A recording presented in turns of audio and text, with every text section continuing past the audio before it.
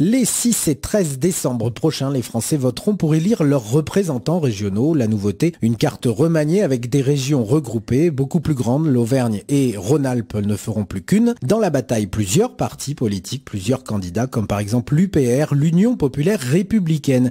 Je reçois aujourd'hui son délégué départemental pour l'Allier, Ahmed Glamala. Bonjour. Bonjour. Alors, l'UPR, Ahmed, ce parti politique, peut-être méconnu par beaucoup de Français, eh bien, il existe finalement depuis longtemps quand même. Il existe depuis 2007 en effet. Il a été fondé par François Asselineau le 25 mars 2007 exactement. C'était pour le 50e anniversaire du traité de Rome. Comment on peut qualifier ce mouvement? Certains le classent alors comme un parti souverainiste. Non, c'est pas un parti souverainiste, c'est un mouvement de libération nationale. Ce qui nous distingue des souverainistes, c'est que nous ne nous accommodons pas de l'Union européenne. Nous voulons retrouver notre indépendance, notre liberté et nos marges de manœuvre. Alors, est-ce qu'on peut le classer de droite, de gauche? Comment le situer dans l'échiquier politique, ce parti? Un parti de rassemblement, nécessairement, est au-delà de la gauche, de la droite et du centre. L'objectif, c'est de libérer le pays. Alors, vos militants, oui. Qui sont-ils? Ce sont des Français de toutes catégories sociales, de toutes origines aussi, la preuve, moi je suis d'origine tunisienne. Et de toute confession. Nous partageons le même objectif et nous nous battons pour libérer la France. Alors justement, vous évoquiez tout à l'heure vouloir quitter l'Europe, l'euro, oui. Voire l'OTAN et éventuellement aussi. Il y a plusieurs choses dans votre question. La première, c'est que les principales compétences de l'État français ont été transmises à Bruxelles. Donc nous ne décidons de plus rien, en tout cas de rien de stratégique. Que ce soit au plan économique, que ce soit au plan social, agricole et même militaire. Vous avez évoqué peut-être l'OTAN, c'est sûr, nous revendiquons la sortie de l'OTAN. Alors, en décembre prochain, les élections régionales. Si vous êtes élu, quelles seront vos priorités? Alors, nous avons développé un programme assez important. Nous avons étudié les compétences des régions et notre programme tient compte de ces compétences. Mais nous insisterons sur un aspect très important, c'est que ces compétences sont elles aussi dictées par Bruxelles. Donc vous allez travailler avec l'Europe tout de même? On va travailler, mais on va, je vous donne un exemple, on va informer les Français sur les fonds prétendus européens, qui sont en réalité des fonds français, c'est nous qui payons, c'est l'argent qui nous revient après un détour par Bruxelles, engraissant des bureaucrates, etc.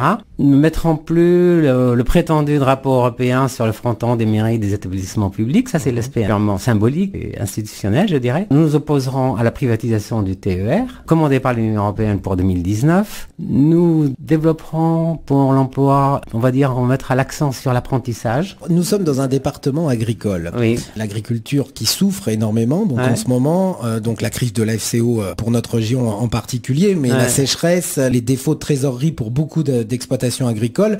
Quel sera votre programme pour tenter de sauver cette agriculture? Peut-être que nous soutiendrons davantage l'agriculture alternative. Nous ferons en sorte de sortir de cette espèce de productivité démentielle qui fait qu'il faut investir toujours plus de matériel, de machinisme agricole. Et donc, pour amortir ce matériel, il faut beaucoup d'entrants, beaucoup de pesticides, beaucoup de polluants. Et donc, agrandir les surfaces, une réduction, et par conséquent, une réduction du nombre d'agriculteurs.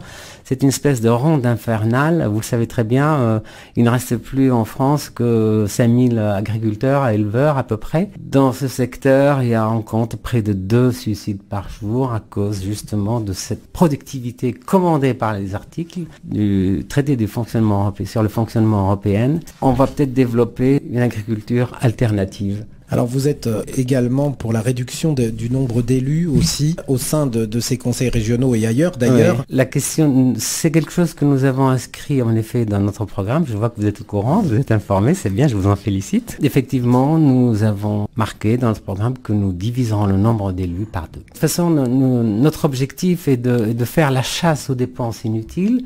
C'est ça qui augmente les impôts. Tout le monde se plaint cette espèce de fuite en avant fiscale, toujours plus d'impôts, toujours plus d'impôts. Et une manière de réduire cette pression est de supprimer les dépenses inutiles, les dépenses de communication, les prétendus voyages d'études, toutes les petites associations satellites qu'on finance, on sait pourquoi. Et aussi les élus, parce que les élus reçoivent un traitement, reçoivent des indemnités, et c'est une manière d'assainir un petit peu la gestion. Une élection qui va se passer en 2 temps, 2 tours. Au deuxième tour, si jamais vous n'arrivez pas en tête, Oui. vers qui allez-vous diriger les électeurs? Cela va dépendre du résultat que nous aurons obtenu, mais de toute manière, nous ne pouvons pas conclure d'alliance avec des partis européistes, c'est impossible. Nous, on est ouvert à tout le monde à condition que les fondamentaux soient partagés. Les fondamentaux, c'est effectivement la sortie de l'Union européenne et par conséquent la sortie de l'euro et la sortie de l'OTAN. Donc nous sommes déjà d'ailleurs un parti de rassemblement puisque dans notre mouvement, comme je vous l'avais expliqué, il y a des gens qui viennent de tous horizons politiques. Donc nous sommes déjà un parti de rassemblement. Nous ne demandons qu'à rassembler les autres.